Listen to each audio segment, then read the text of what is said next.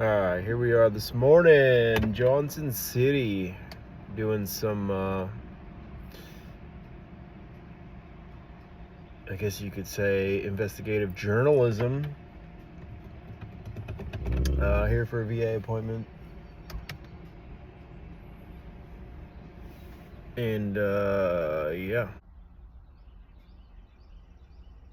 Dog is always on alert, watchful.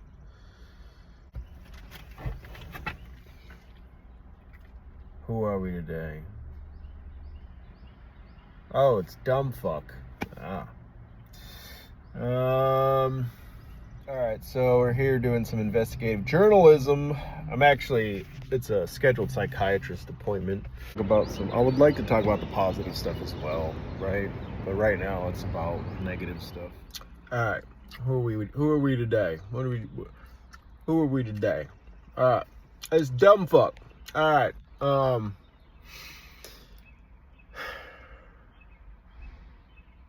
doing some investigative journaling today. Investigative reporting. Here at the VA, I have a psych appointment, and it's for the meds I've been on. It's for Adderall, and I've been prescribed them. I haven't ordered a refill in a long time, but today I have a check-in, and I'm going to try and refill it today.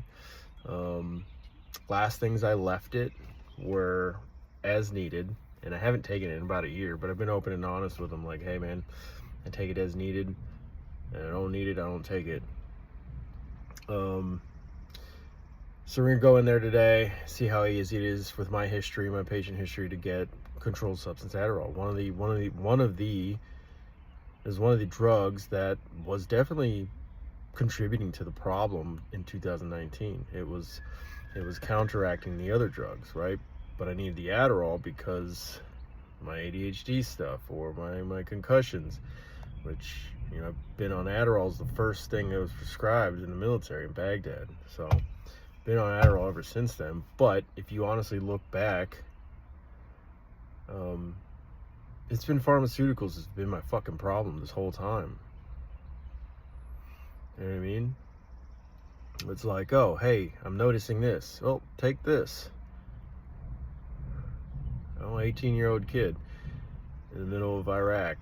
Like, hey, I'm noticing this, you know, like, hey, I'm not cognitively there right now. Like, I'm noticing I'm spacing out, or, you know, after some IEDs or you know, ground fighting training,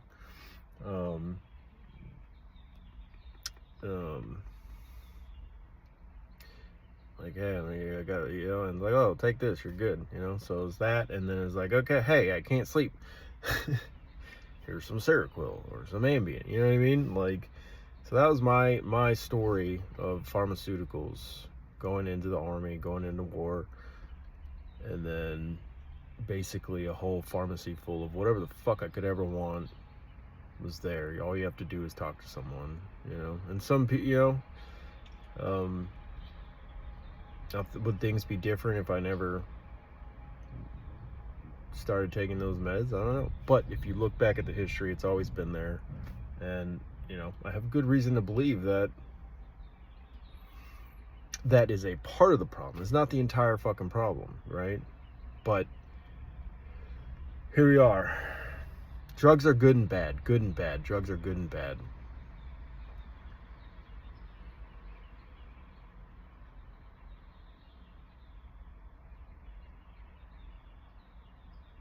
Right? Point of this is drugs have been very helpful to me, and they've been very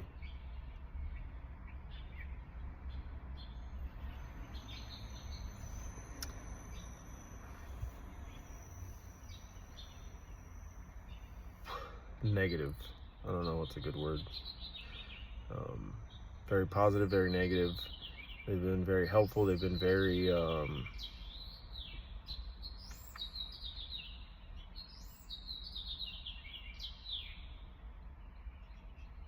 detrimental. No. Okay, anyways, we're here today. I don't have a problem with people being prescribed medications and drugs. I have a problem with shitty fucking people or shitty teams and doctors or healthcare networks that don't manage the patients the way they're supposed to be managing them. If you're on a drug, you shouldn't be ignoring side effects. You shouldn't be ignoring symptoms, patient reports, any of that shit. You shouldn't be ignoring history, right? Which drug was it in 2019 that caused the issues? All of them. It was counteracting each other. So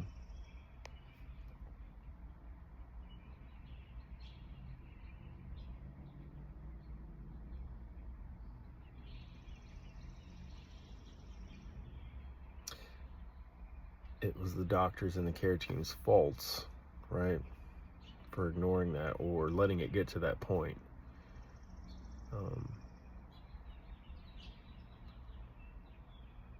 And how easy is it to get on meds and off meds? It's fucking easy. It's too easy.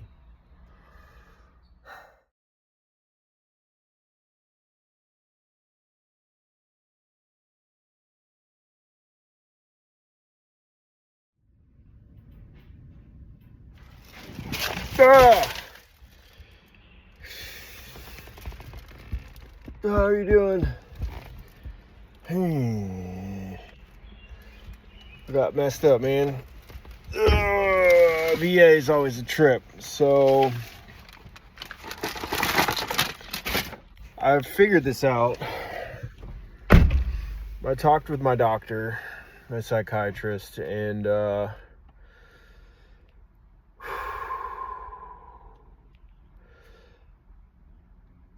crafty. They are. I get the sense, and I'm not out to get one specific doctor. I just want people to know that I'm not out to scapegoat any one person in this system. I'm trying to figure out how these fucked up things happen and how it happened in 2019. It was a systemic negligence problem with over-prescribing practices and failed management.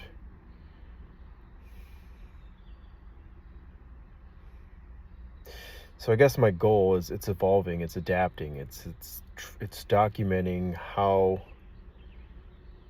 and trying to figure out how exactly they're managing patients and keeping them safe, right? I don't know what to do anymore, you know? I feel like almost defeated, like it's pointless that I'm doing this, right? Like the system, I mean, they acknowledge it, but like, what's going to bring me satisfaction feeling like I'm doing my family justice and everyone else justice, you know?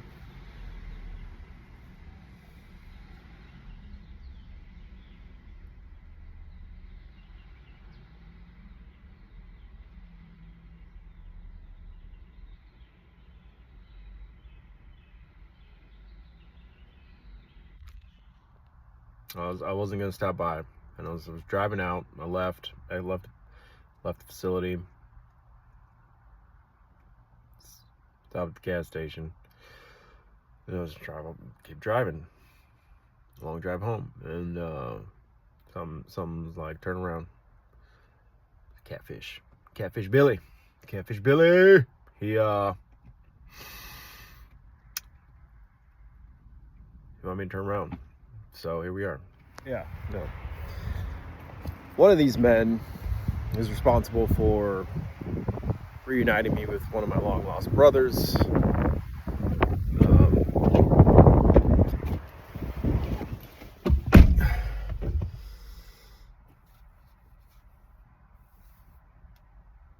I've told the story before. I was on my way out. He was on his way in. I didn't really know him.